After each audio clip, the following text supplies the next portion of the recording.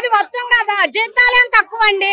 మా కస్తూరిబా స్కూళ్ళల్లో నుండి ఒక స్కూల్ అని చెప్పారు, కాలేజీలో కూడా వండించుకుంటున్నారు. ఏది ఏది ఏమో పోలీసు వాళ్ళని మట్టుపోయి తీసిపోయి దానిలో ఏమైనా హామీలు ఇచ్చిండు. లేదు, అక్కడి నుంచి ఏమి లేదండి.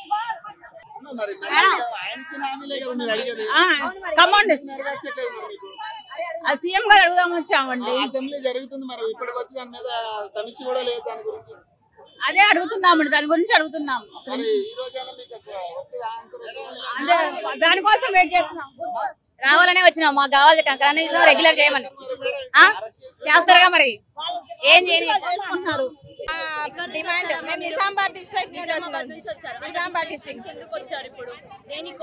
దేనికోసం అంటే మాకు సమాన పనికి ఎంటీఎస్ కావాలా, సమాన పనికి సమాన వేతనం కావాలని మేము వచ్చినాము. అసెంబ్లీ ముట్టడి చేయడానికి వచ్చినాము. మేము గత కొన్ని సంవత్సరాలుగా మేము ఈ కేజీబీలో చేస్తున్నాము. మాకు నైట్ డ్యూటీస్ కేర్ టేకర్స్ లేరు, నైట్ డ్యూటీస్ ఉన్నాయి. చాలా తక్కువ జీతాలు. బయట లెక్చరర్స్ తో పోలిస్తే మాకు తక్కువ ఉంది, బయట ఉద్యోగులతో పోలిస్తే మాకు చాలా తక్కువగా ఉంది. మేము నైట్ డ్యూటీస్ కేర్ టేకర్ లేరు, మాకు నైట్ డ్యూటీస్ చేస్తాము, ఫెస్టివల్ డ్యూటీ చేస్తాము, అన్ని డ్యూటీస్ మేము చేసాము. కానీ మాకు శాలరీస్ చాలా తక్కువ ఉన్నాయి. ఇప్పుడు మేము చెప్పుకోలేని స్థితిలో ఉన్నాము. మా శాలరీస్ కూడా చెప్పుకోలేని స్థితిలో ఉన్నాము.